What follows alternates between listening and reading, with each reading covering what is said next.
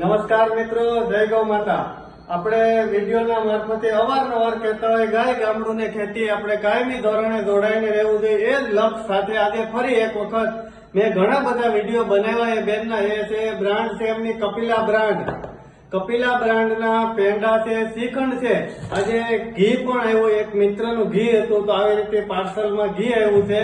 તો આપણે ઘણી બધી વખત આપણે સારી વસ્તુઓનું ગોતતા હોય પણ છતાંય આપણને ન મળતું હોય ત્યારે આજે સોશિયલ મીડિયાના માધ્યમથી સૌરાષ્ટ્રની અંદર અનેક બધા ખેડૂતો એવા છે ગાય સાથે જોડાયેલા છે અને ઓરિજિનલ પ્રોડક્ટ પોતે વેચે છે અને બનાવીને સુરત અથવા અન્ય મહાનગરોમાં મોકલે છે। ત્યારે આજે નવી હળિયાદથી વર્ષાબેન ભાવેશભાઈ રૈયાણી બંને દંપતી સરસ મજાની ખેતી કરે છે અને ગાયના દૂધનું મૂલ્યવર્ધન કરે છે।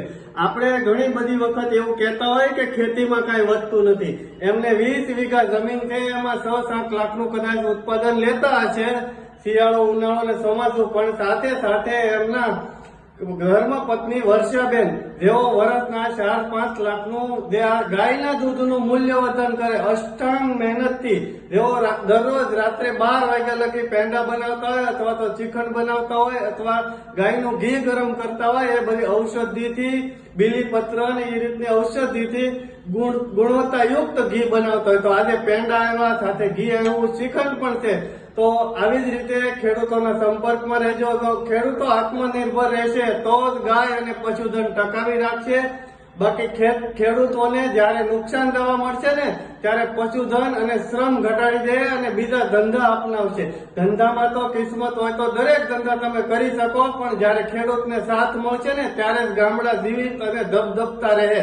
જયારે ગામડા ધમધમતા રહે ને ત્યારે સુરત અને અન્ય શહેરોને ઓરિજિનલ પ્રોડક્ટ મળતા રહેશે। તો આવા દંપતી જેવા અનેક દંપતીઓ ખેડૂતો 50 થી વધારે મહિલાઓ મારા સંપર્કમાં છે કે જેઓ આવી રીતે સંયુક્ત કુટુંબમાં રહે છે અને ગાય કે ભેંસના દૂધનું મૂલ્યવર્ધન કરીને લાખો રૂપિયા કમાય છે।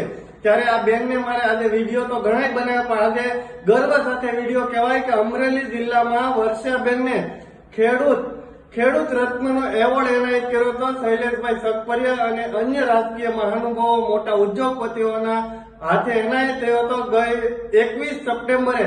તો એને ખેડૂત રત્ન એવોર્ડ મળ્યો, એ બદલ એમને ખૂબ ખૂબ ગર્વ કે આગામી સમયમાં જે કોઈ ખેડૂત મહિલાઓ આ સારા કાર્ય કરે એને રાષ્ટ્રીય નોંધ લે એવી મારી શુભેચ્છા। જય ગૌ માતા।